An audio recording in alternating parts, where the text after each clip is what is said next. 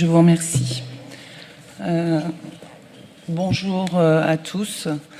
Je souhaite intervenir sur ce rapport car il me semble important de replacer les choses dans le contexte actuel de l'urgence climatique et du défi qui est le nôtre d'y répondre. Avec les mobilités d'avenir, vous déclinez les priorités départementales en matière de déplacement.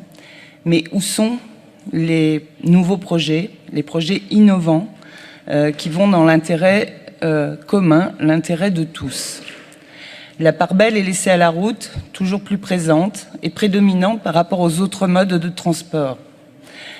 Alors que l'augmentation du nombre de véhicules détériore la qualité de l'air et l'environnement sonore, accentue les émissions de CO2, l'automobiliste est roi, même si c'est au détriment de sa propre santé. Quel intérêt de faire des plans de prévention de l'air ou du bruit, si ce n'est pour vous donner bonne conscience? Tant pis si l'on détériore des sites classés et la qualité de vie des riverains en créant une autoroute urbaine à Athis-Mons avec le franchissement routier de la Seine. Tant pis si ces nouvelles routes ne tiennent pas compte des besoins des cyclistes. On continue de faire des échangeurs pour les voitures et l'on crée des détours et des allongements de parcours pour les vélos. Tant pis si, dans la zone de protection agricole du plateau de Saclay, la largeur des voies est insuffisante pour les tracteurs et les engins agricoles, alors même qu'on a voté dans cette enceinte une charte pour faire cohabiter l'urbanisation et le développement et le maintien surtout de l'activité agricole. Ça a peu d'importance tant que les voitures peuvent rouler. Malgré vos déclarations d'intention que je pourrais partager, les choix que vous faites sont économiques, idéologiques, voire démagogiques, mais pas environnementaux. Les projets de transport en commun sont des projets anciens, qui pour la plupart ont pris du retard, comme le T7 à Juvisy, qui n'arrive pas parce que le maire ou ex-maire de la ville, M. Robin Reda, n'en voulait pas, ou le T12 jusqu'à Versailles. Ce ne sont pas là des innovations en termes de transport en commun, ce sont des retards, je le répète, de projets existants.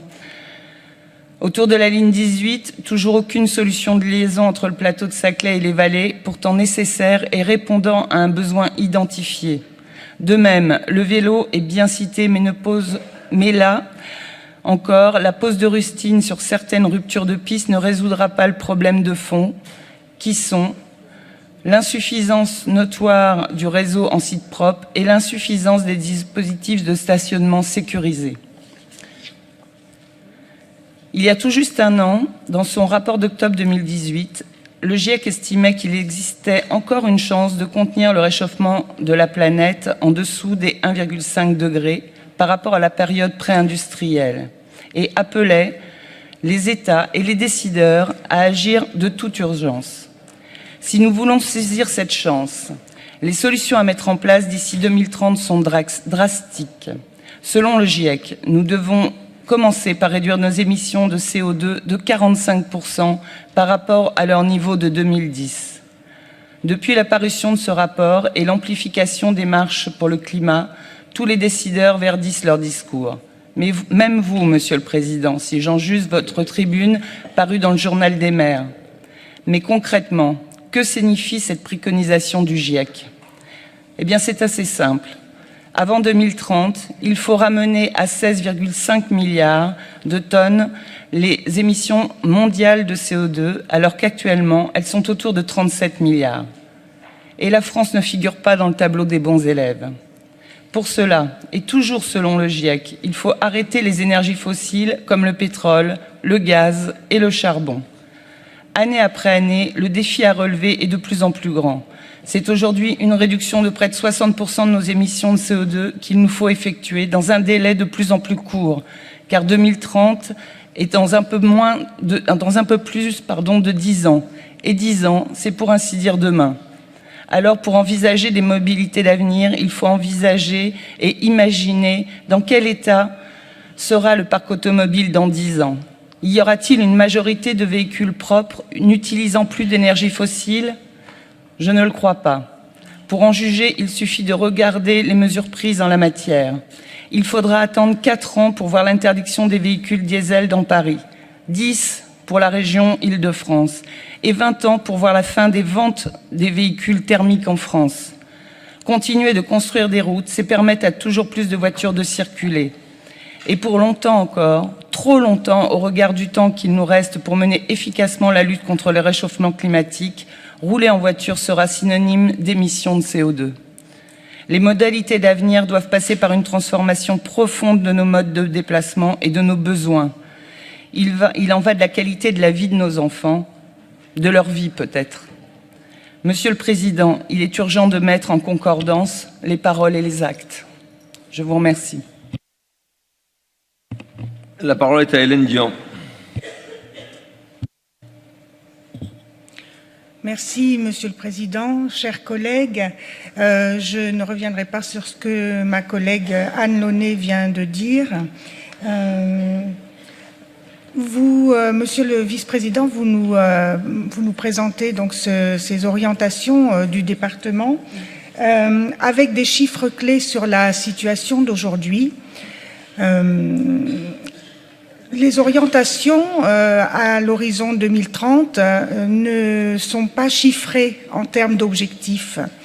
Or, on sait bien qu'un objectif qui n'est pas chiffré, on peut pas décider dessus. Quels seront vos leviers, quelles seront vos décisions si vous ne savez pas réellement où vous allez? Vous faites une déclinaison d'un certain nombre de projets dont certains ont déjà commencé, comme le disait ma collègue Anne Launay, certains ont pris beaucoup de retard et figurent dans ce plan. Vous n'avez pas d'objectif chiffré en termes d'utilisation de la voiture. Qu'est-ce que vous voulez à l'horizon 2030? Même si nous ne sommes pas, bien sûr, les seuls décideurs en la matière, nous avons aussi un rôle de préparation de l'avenir. Vous parlez d'innovation beaucoup. Dans ce projet, on voit quelques éléments innovants et beaucoup d'éléments d'aujourd'hui.